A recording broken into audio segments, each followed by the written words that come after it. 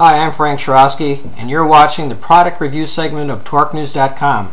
Today's product for review is CarCheckup, a unique plug-in device which serves car owners with much more than just those engine codes. Fact is, CarCheckup indeed serves car owners with more than just these engine codes. You have access now to all the onboard diagnostics data that was once available only to professional mechanics. Now you can have the same access via your OBDII port, and it's located under your car's dash, including the added benefit of recording trip information. When CarCheckup first offered me the unit to review via its Ditto PR rep, Jim Hoff, I admit I was a bit skeptical. After all, I had already reviewed a competitor, but from more of a news release perspective. I wondered how different is this product and other brands like CarMD and CarChip Pro for, The fact is, I found CarCheckup does much more than just read those engine codes. It reads and stores data from your car's onboard computers and continuously logging driving and engine performance, much like a black box in a commercial airplane. Once I received the latest CarCheckup automotive scanner and data logger, I was immediately impressed with the lightweight, feel, weight of the unit, the small size, literally fitting into the palm of my hand. Plus, the unit had no buttons, no dials, no switches. And here it is, right here. As you can see, the small size fits right in the palm of my hand. And actually it's smaller than my cell phone. There's the part that plugs in, and it's keyed, it's shaped so that there's only one way to put this device in. And one thing that I liked about it is that it is indeed lightweight. And another feature, which I'll discuss a little bit more, is this this item right here. Look at this right here. A USB port, it's an integral USB port, mounted right onto the unit, just swings out of the way. I'll talk about this more in a second. I opted to read the trifold quick start guide, which is always a good idea. I know my wife says I don't like to read directions, but this time I did. But unfortunately, I had to put the project on hold as my writing agenda was quite busy that day, and I was getting ready for the Autorama here in Detroit. About a week later, I was finally free and plugged it into my Chevy HHR. Point is, it was that easy. I just went ahead, put the unit up, and popped it right in, and that was it. So my first impression of the product was good, but knowing what I know about surface mount devices, or called SMD components, I think this could be made even, perhaps even smaller, and I'd have to pull it apart. I'm not going to do that because I have to ship it back. There was no extra long cable attachment, although I would understand a need for some vehicle applications. One outstanding feature for me was indeed the swivel USB, and it positions out of the way while recording. It's in this position, but swings out for that easy attachment into the USB port of my computer for the data extraction. It negates the need for an intermediary cable. Still, it may be a pain for those with a USB located in the rear of the computer. You got to reach back in there, and try to plug it in. But my HP computer here has two USB ports in front for convenience, and it's to my right, and I just pop it right in, and it sits right there. It's nice and light, so it's not putting a heavy burden on the computer at all. And so that's rather convenient. When connected to the vehicle, though, the connector is made robust enough so the unit supports its own weight. Like I said, it's very light, so it's not a big deal. For my HHR, I was concerned that it would be in the way in the left knee bolster area. Truth is, I never once bumped it while driving. I was kind of surprised at that fact. And I had the unit installed for over a week. Still, smaller is better, especially for fleet and long-term applications. So that would be where I would, if I was a product development person, that's where I would like to see this product go. I drove the car as normal, as did my wife on occasions, although, you know, we have different driving styles, definitely. With the device plugged in the entire time, and the temperature in Michigan was well below freezing, 15, 20 degrees, you know, even dropping down to 10 degrees, you know, at night. So it was pretty cold. I was in there all that time, but it didn't really hurt the electronics at all because it still worked after that. Although I kept it plugged in overnight, I learned later that it was not necessary because the data will be logged separately each time you stop and restart your vehicle. The only caution is to make sure you don't unplug it until you see a green light, and that would be right on the back right here. There's a little light pipe back here, and obviously there must be some sort of either light emitting diode or something, a red one and a green one. So you only want to pull it out when it's green, and if there's a red light, it means that it's reading and writing data back and forth from the unit to the car. Now comes the part where I had to export the data into usable and readable format. After logging my mileage for about a week, I unplugged the device, went in, grabbed it, popped it out, just like popped it in. Then I unplugged it, or unplugged it. I plugged it directly into my computer by swinging out the USB on the device and then the USB port on my computer. That was easy enough. Much to my surprise, my computer, which runs Windows 7, I have 64-bit, it instantly installed the drivers.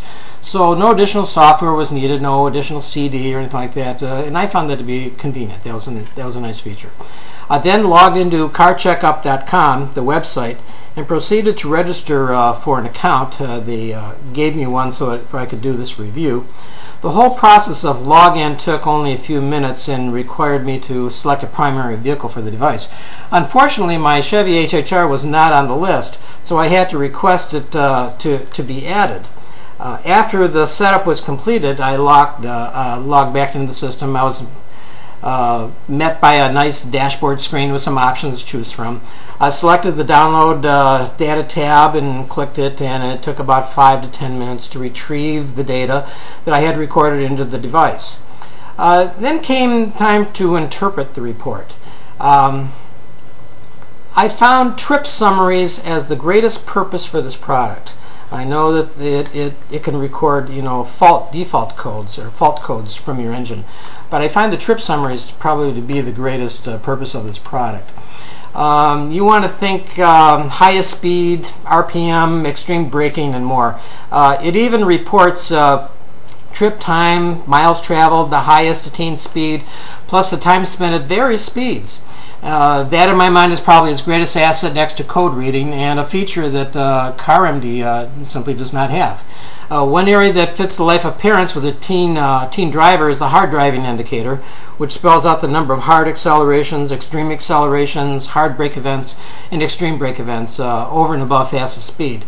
While each of these functions, plus a few others, can be graphed, only an engineer could appreciate the angle of the throttle, for example. I don't know who else would really use that, but if you can relate to it, the point is that the information, the data is there. Frankly, when it comes to distance, I personally prefer GPS location as well, as distance doesn't tell me exactly where my kid may be driving for the evening, or my sales service rep drove for the day. But that's you know, like one dad's opinion who now enjoys grandchildren, so I don't have to worry about that anymore. Still, every car owner can at least use the trouble code readout, even if you don't use the trip to record all your trips. But especially when that check engine light comes on. In my case, my HHR was running fine. It's been running fine. I'm really happy with that car. In fact, I helped worked on that car when I worked for GM. It's a fun car, and no codes were indicated because there was nothing wrong. Now, according to the website, the system does allow for an explanation and information in the form of two separate reads: present codes and pending codes. With that information, you would be well armed so as not to be lied to by a service technician, and that's just great information. Of course, you get that from the other products as well, but that's still great information to have. The trip report also supports IRS records, and I think that this is really, really important, especially if you're in a business or if you have a fleet, you're in real estate where you do a lot of a lot of driving, or a nurse who wants to record. My wife is a nurse and used to drive all over town in home care and had to record her mileage. Although the Internal Revenue Service, IRS, allows you to deduct mileage on your personal vehicle under certain circumstances, truth is estimates don't always cut it, especially in an audit where records count best. So now imagine giving a challenging IRS agent your backup data and watching his or her face go numb. That'd be a great sight to see. In summation, as a retired design engineer, I play no games and do not pull punches when it comes to auto product reviews. My readers expect more from me, and that's simply my style, and those who send me their products must understand that, and CarCheckup does. I spoke to them on the phone, in fact, today before I did this video.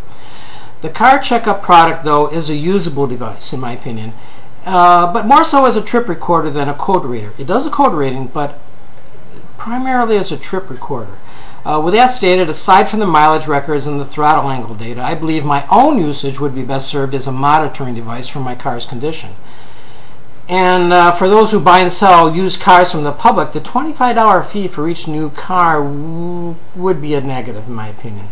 The cost of $149.97 is comparable to CarMD. I have yet to determine, I'll have it noted on the website article, whether that includes shipping or not. I was unable to determine that today. But it's comparable to the CarMD device, but more expensive than the CarChip Pro. CarCheckup includes 1 year of service and may seem a bit high, but you know, you're buying more than a recorder here. You're buying access to their database, and that's something you have to keep in mind. Again, for an additional fee, you need to add $25, plus you'll have to add $19 more for an extension cable if you need one. But with this device like this, I don't know, do you really need one? I wouldn't buy it unless you've proven that you have to. You can always buy it later if you have to. Frankly, the integrated USB negates the need, except if you want to hide the device inside the knee bolster. That's a different story. Where maybe, but even then, I don't think that would be useful at all. Nevertheless, whether you run a business and need to record mileage, or you're buying a used vehicle, or you simply need a service code to be interpreted, the product has value to every car owner, and then that's kind of my bottom line here. And with all respect to this brand, my main concern with any of these new plug-in devices is the lack of expediency when a default code pops up. For example, I prefer the code to be interpreted right away, not later when I get home and get access to my computer.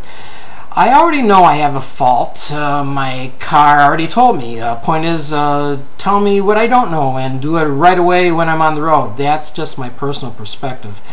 So my vision for the future of this technology is to have the car tell me the information directly without having to purchase separate interpreting devices.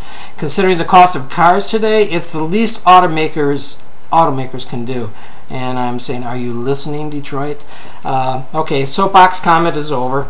For those earlier models, though, which do not have that level of capability to communicate, the product does what it proposes. I didn't find anything here that you're getting your money's worth here. But as a mileage recorder, I find this CarCheckup device with a reporting format that can be downloaded to an Excel file highly useful for business travel records. And that's kind of my bottom line here. Okay, so that's it for today. I'm Frank Shrosky, and you've been watching the product review segment of TorqueNews.com, and you have a good day.